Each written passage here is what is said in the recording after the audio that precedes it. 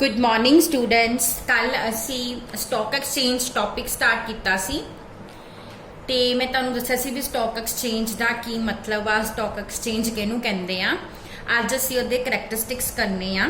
सब तो पहला फीचर की आ कि ये वो प्लेस आ जिथे सिक्योरिटीज़ परचेज कीतियां जांदियां आ ते सेल कीतियां जांदियां आ।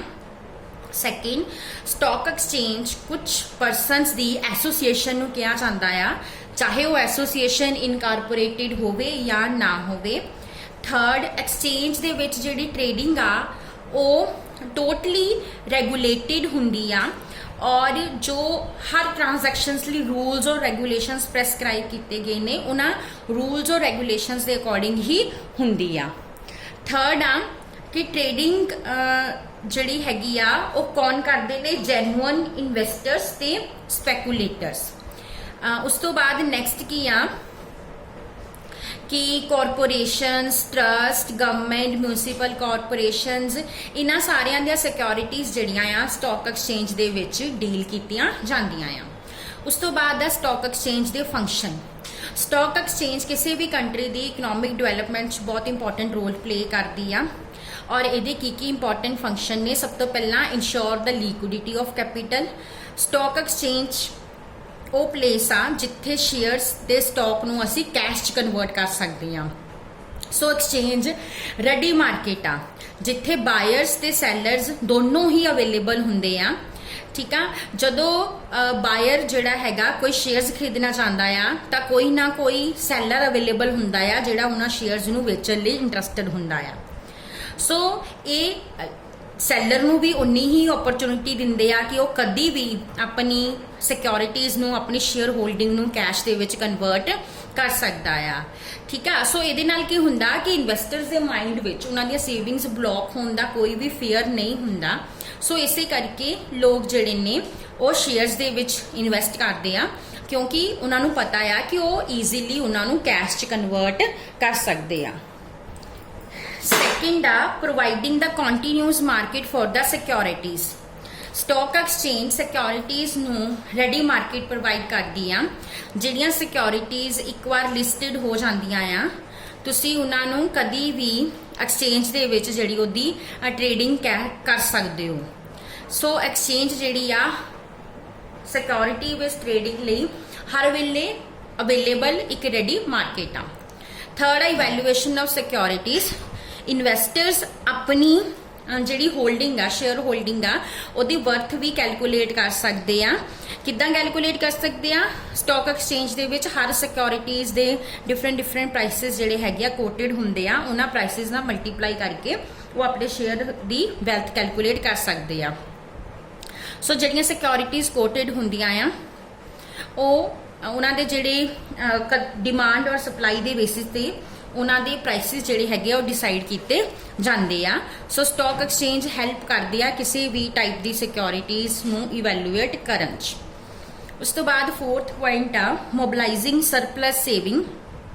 स्टॉक एक्सचेंज रेडी मार्केट आ डिफरेंट सिक्योरिटीज़ लई।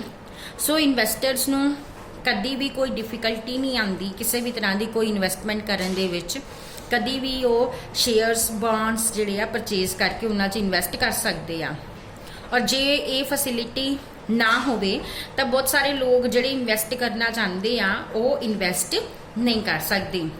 उस तो बाद helpful in raising new capital. जिहड़ी नवीं ते एग्जिस्टिंग कंसर्नस हैगियां आ, अगर वो अपनी एक्टिविटीज़ लिए कैपिटल रेज करनियां चाहदियां आ तो वो फर्स्ट टाइम भी जिहड़ियां हैगियां आ एक्सपेंशन लई या डाइवर्सिफिकेशन लई कैपिटल स्टॉक एक्सचेंज के थ्रू रेज कर सकदियां आ।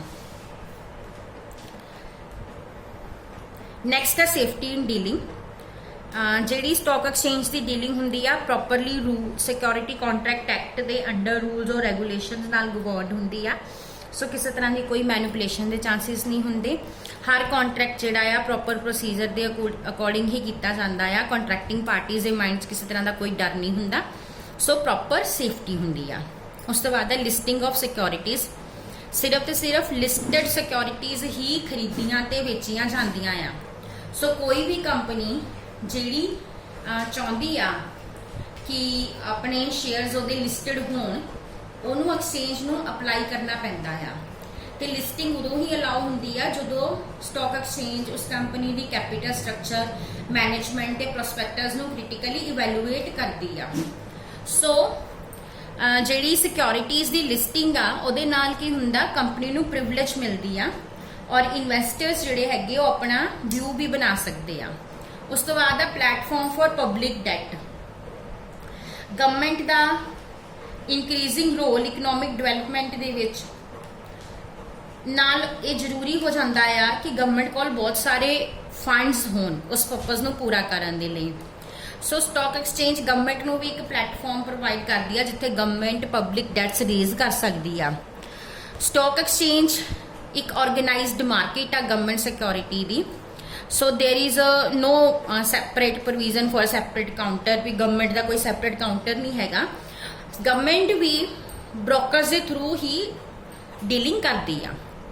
ਉਸ ਤੋਂ ਬਾਅਦ ਆ ਕਲੀਅਰਿੰਗ ਹਾਊਸ।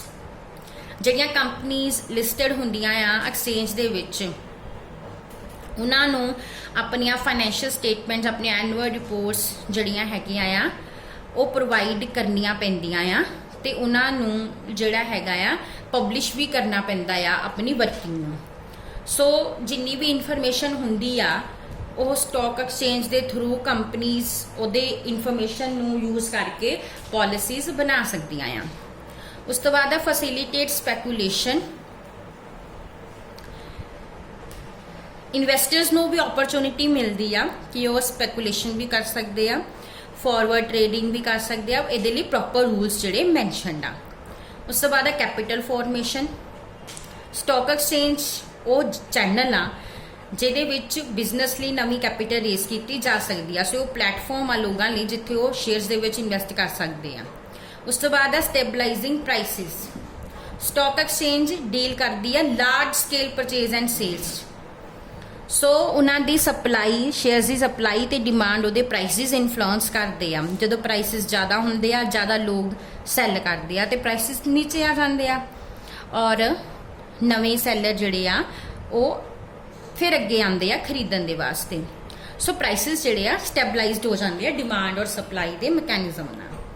ਹੁਣ ਨੈਕਸਟ ਹੈ ਟਾਈਪਸ ਆਫ ਆਪਰੇਟਰਸ। ਕਿਹੜੇ ਲੋਕ ਨੇ ਜਿਹੜੇ ਸਟਾਕ ਐਕਸਚੇਂਜ ਆਪਰੇਟ ਕਰਦੇ ਆ। ਸਭ ਤੋਂ ਪਹਿਲਾਂ ਹੈਗੇ ਬ੍ਰੋਕਰ। ਬ੍ਰੋਕਰ ਵੀ ਸਟਾਕ ਐਕਸਚੇਂਜ ਦੇ ਮੈਂਬਰਸ ਹੁੰਦੇ ਆ ਜਿਹੜੇ ਕਿ ਆਊਟਸਾਈਡਰਸ ਦੇ ਬਿਹਾਫ ਤੇ ਸ਼ੇਅਰਸ ਦੀ ਸੇਲ ਤੇ ਪਰਚੇਜ਼ ਕਰਦੇ ਆ। ਇਹਦੇ ਲਈ ਉਹ ਬ੍ਰੋਕਰੇਜ ਜਿਹੜੀ ਹੈਗੀ ਆ ਉਹ ਚਾਰਜ ਕਰਦੇ ਆ।